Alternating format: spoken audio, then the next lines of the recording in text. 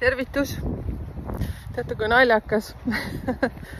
Ma olen jälle metsas, eks ju, nii nagu alati, aga eile, kui paistis päike, oli megasoe, siis täna on jahe. Ja selleks peab panema õiged riided selga, aga teate, see on umbes nii nagu meie inimesed, et kord on meil selline tuju, siis meil on selline tuju ja siis nagu kõik on okei ja millest see nagu tuleneb. Nii, aga teema tegelikult on alkohol ja sünnipäev, et kellel võib see kõige rohkem esineda ja miks see esineb. Olen teinud üsna palju sünnikaarte nüüd analüüsinud ja aitäh teile, kes olete seda tellinud ja aitäh usalduse eest. Siirast tänu. Ja mis on nagu hästi huvitav, mida ma olen nüüd tähele pannud selle jooksul, et korrutan muidugi siin nüüd niimoodi ääremärkuseks, et see on üleüldine. Ma ei räägi ju täpselt sellest kliendist nüüd, eks ju, keda ma olen seal analüüsinud, aga mis ma tähele olen pannud, et need, kes on sündinud, need number 2, eks ju, mäletate, number 7, number 4 ja siis number 9, siis neil on kõige rohkem selline kalduvussõltuvustele. Üks neist on siis alkohol ja on räägitud, seda ma nüüd kuulsin, ütleme siis koolimaterjalist, jah, et number 9, et nemad on veel sellised, ütleme sellised pikaaegse kogemusega joodikud, et joodikud, harrastanud seda vägevat joomist ja nemad lausa, TikTokis vaata noortel meeldib vaadata selliseid eriti vene videosid, kus siis mingi nalja asju, kes nagu rohkem ära joob, eks ju, minu meelest väga nõme. Aga võt siis nendel on üldjuhul, kas nad on sündinud 9., 18. või 27. päeval ja teate miks? Nüüd ma tulen selle miksi juurde.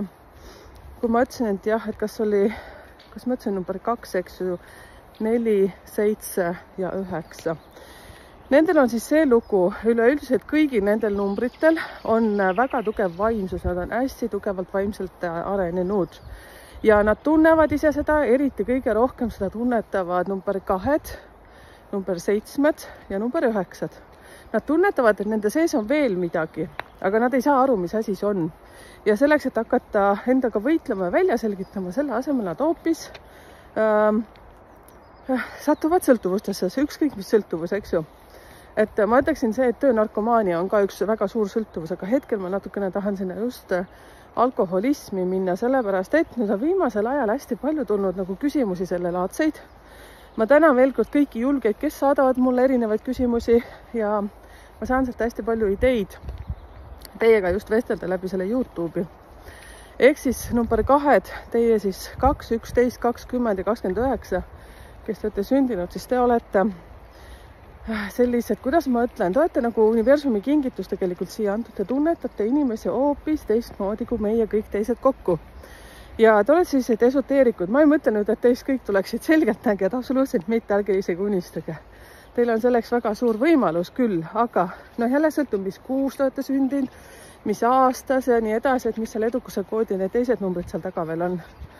Et aga ma räägin üleüldiselt, eks ju, et ma olen tulnud kommentaari näinud, et üldse ei ole mina, et okei, ei ole, game over, vaata, et siis lükka lihtsalt edasi ja ära vaata seda. Tõsiselt ma räägin üleüldiselt, aga see suures osas peab paika. Tõsiselt peab paika. Nii, ja siis number 4 on see lugu. Nendel on pea nagu arhitektil. Ehk siis see, et kui nagu öeldakse, et tehas, siis tal lihtsalt läheb väike murdosa sekund, kui ta juba täpselt näeb kogu süsteemi. Ehk siis tal on antud nagu see arhitekti mõistus sealt juba ülevalt. Ta näeb nagu kuni peensusteni kõik asjad välja. Ja kui inimene tajub, et tal on mingi selline võime, siis ta nagu ehmub ära. Tal on pigem nagu tore minna sinna, teate, sinna sõltuvustesse, ükskõik mis see siis ka ei oleks, eks ju. Ka töönarkomaania, number 4 puhul on töönarkomaania hästi selline selge, kuhu tema võib langeda. Number 2 ka tegelikult. Ja ka 7 ja 9, aga ma räägin seda, et alkoholisõltuvus on ka kõigil nendel numbritel esineb. Rohkem kui teistel numbritel. Ja siis number 7 on see, et ta on nagu nii ülivaimne inimene ja ta ei saa nagu aru, mis tema sees toimub, et miks ta alati tahab uurida, miks see siin niimoodi ja siis ta ütleb oma paarilised alati ära sellega ja siis nagu lihtsam on see, et kuule, davai, et lähme sinna, teeme seda, vaata ja siis lihtsalt ongi, et davai, vaata, siis ongi see, et sa tegeled mingite muude asjadega selle asemel, et tegelikult uurida, kes sa oled, mis sa teed, miks sa oled siin maamuna peal, sellepärast, et kui näiteks üleüldse kõik sünnipäevad, kui te välja uuriksite ja kuulaksite siin nagu minu videotes, mis on need teie põhiomadused, eks ju. Oma sünnikaardis saad selle väga hästi teada, just see, et mis on sinu oma.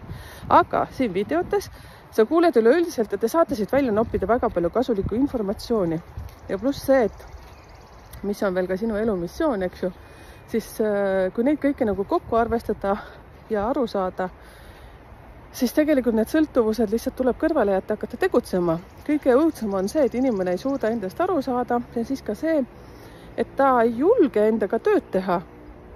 Et meil on nii palju neid coach'e ja igasuguseid õpetajaid, aga kõige hullem on minu meelest see, et kui sa lähed kuhugi koolitusele, nii nagu minagi olen seda 1 000 000 korda teinud, oi, kui palju ma olen käinud koolitustel, siis sa nagu, vau, okei, ma teen selle ära, siis ma olen tegija.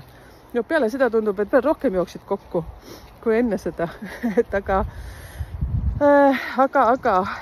ma ei ütle seda, et ei tohiks koolitusel käia. Nii, 7 rääkisime ära, on ju. 9, vot 9 on maagide maag, ütleksime niimoodi.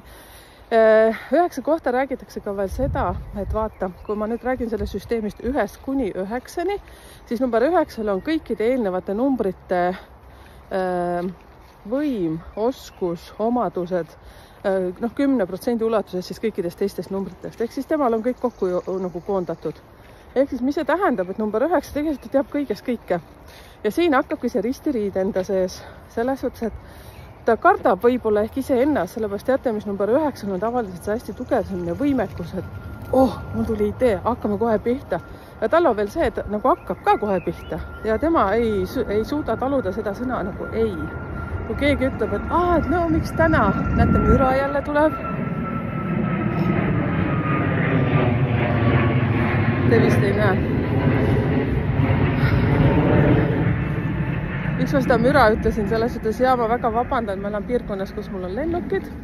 Ma arvatavasti pean hakkama natuke rohkem nüüd arenema ja mikrofoni ostma, kes teab mikrofonide kohta mingisugust, kes on YouTuber, võta minuga ühendust, hakka meid õpetama. Hea meelega koolitan ennast. Nii, 9 juurde lähme tagasi. 9 on see hästi sõjakas selline suhtumine maailma, et nüüd kohe praegu, et kui mind ei aidata, meestel on see nagu okei, eks ju. Mehed võivad nagu muutuda selliseks vägivaldsemaks rohkem. Naiste puhul on see, et naised kipuvad need number 9 tegema kõik meeste tööd ära, mis on tegelikult energia suhtes, perekonna energia suhtes väga vale. Ja, ma vist on kõik räägitud. Ma läksid siin koerad väga ülemeelikuks. Ma olen hästi suure platsi peal ja siis nad jooksevad kõik laiali, et minu 2 silma ei jõua neid jälgida enam.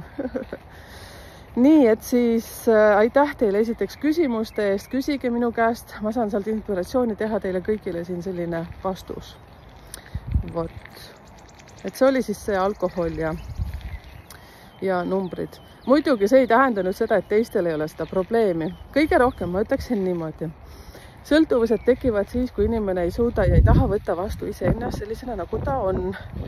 Ja eriti kõige rohkem just nendel numbritel tekib see, millest ma nüüd just rääkisin, sellepärast nendel on natukene müstiku ja esoteerika numbreid, mitte natukene päris palju.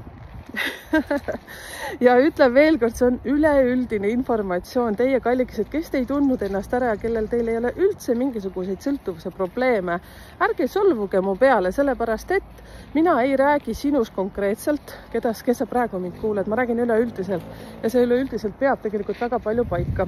Nüüd ma pean lõpetama, motorratast tuli. Tšauki!